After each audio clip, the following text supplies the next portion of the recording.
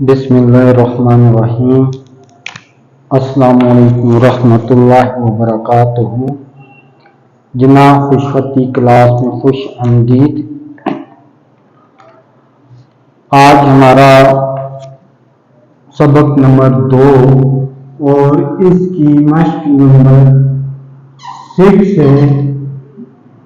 आज हमने मश्क नंबर 6 को सीखना है कि हम इसको कैसे लिखते हैं, कैसे होते हैं।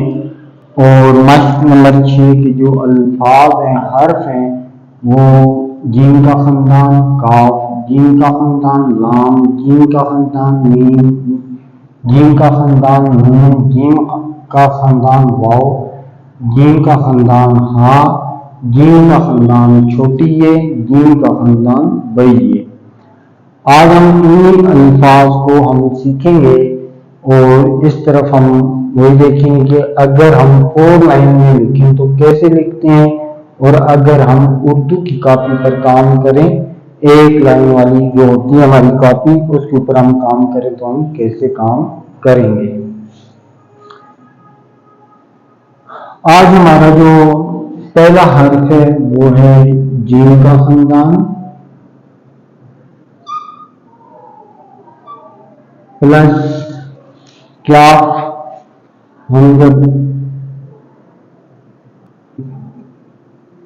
काफ का ख़ानदान हम बनाते हैं, यानी कि जीम की जगह जीम के हे भी हो सकता है, काफ की जगह पे काफ और गाफ, ये दोनों हर्फ हम इस्तेमाल कर सकते हैं। अब जब हम इस अल्फाज को लिखते हैं तो हम सबसे पहले जीम लिख या में से बनाते हैं और फिर इसके आगे हम बे बनाते हैं और ऊपर एक मरकज बनाते हैं, तो ये हमारे पास ये इश्काल आ जाती है। अब इस इश्काल को बनाने के लिए हमें जो देखना है वो हमारी ये इश्काल लाइन के ऊपर बराबर होती है। जैसे कि अभी मैं यहाँ पे राइट करने वाला हूँ, ये ग्रीन कलर की लाइन है। अब जीम को हम यहाँ पे इस अंदाज से ये लिख रहे हैं और काफ आगे बे हम बनाते हैं। अब ये बे ग्रीन कलर की लाइन के साथ जुड़ा होता है, यानी कि जीम और बे ये दोनों लाइन के बराबर होते हैं और ऊपर हम मरकज बनाते हैं। तो इस तरह ये हमारा लफ्ज जीम का राइट है। ये जब भी लिखा जाएगा लाइन के साथ ऐसे ही बराबर करके लिखा जाएगा, लेकिन जब हम कॉपीज के ऊपर, उर्दू कॉपीज के ऊपर लिख लेते हैं, वहां पे अंदाज हमें चेंज करना पड़ता है। अब फिर देखें, सबसे पहले आप बनाएंगे जीम क्या, फिर बे और मरकज आखिर में बनाएंगे जीम काफ जब। इसी हर्फ को आप लाइन के ऊपर जब लिखेंगे तो किस अंदाज से लिखेंगे ये आप देखें। अब हम इंग्लिश की 4 लाइन वाली कॉपी पे काम करेंगे तो हमारा ये हर्फ इस तरह लिखा जाएगा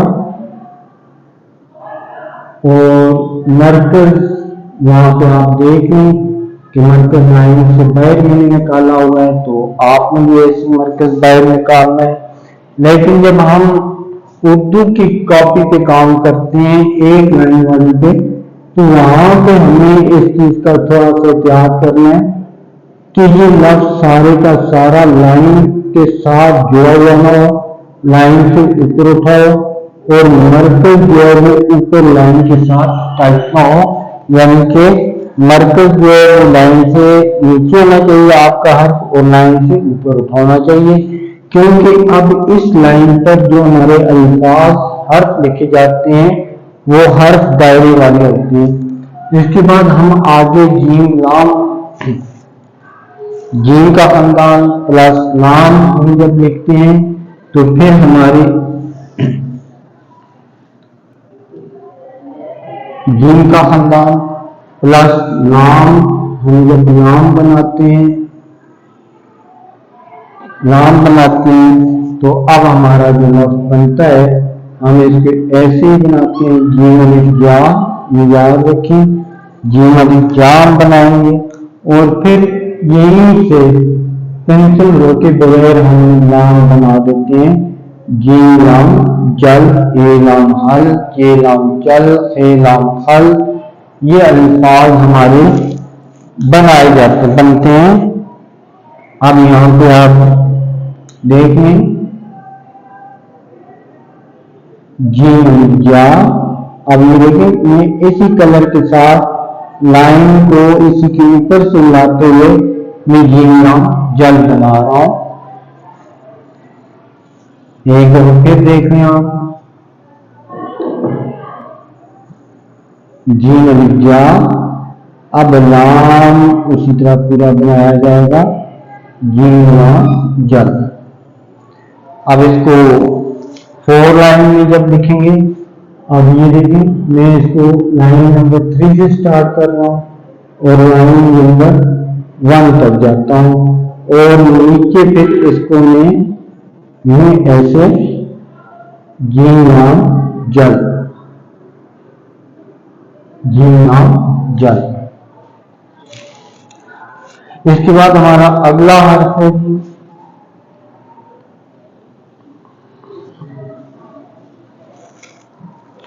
जीम का खानदान और मीम।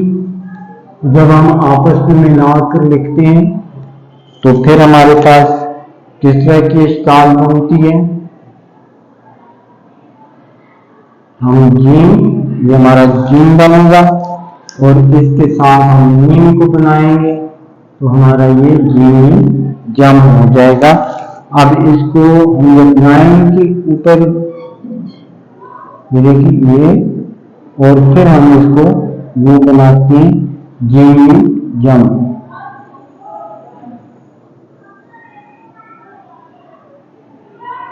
जीम जम।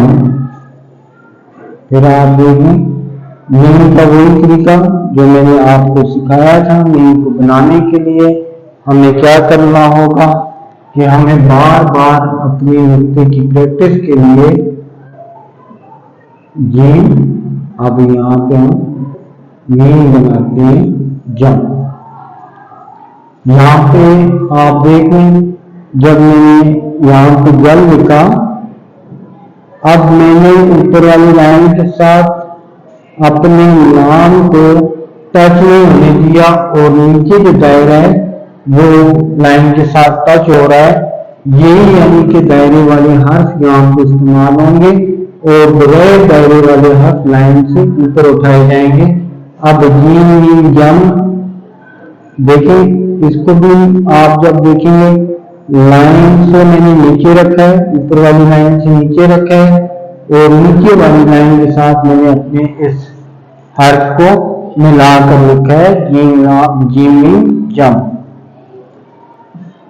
नेक्स्ट है हमारा हर्फ नून। नून के साथ हमने अपने अल्फाज को कैसे बनाना है, हम नून लिखते हैं